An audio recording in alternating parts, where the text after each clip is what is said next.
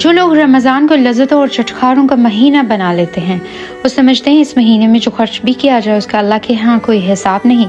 चुनांचे ऐसे लोग खूब खाते हैं और वो समझते हैं ये खाने का महीना है, और सुबह को ये सोचते हैं कि शाम को अल्लाह की किन किन नेमतों से पेट भरना है।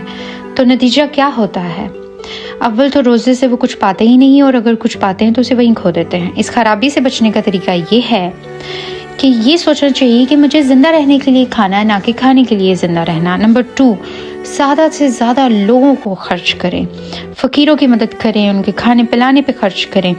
हमारे प्यारे नबी सल्लल्लाहु अलैहि वसल्लम रमज़ान के महीने में, आम दिनों में तो वैसे ही बड़े फ़यास थे, लेकिन रमज़ान में तो गोया सरापा जुदो करम बन जाते थे।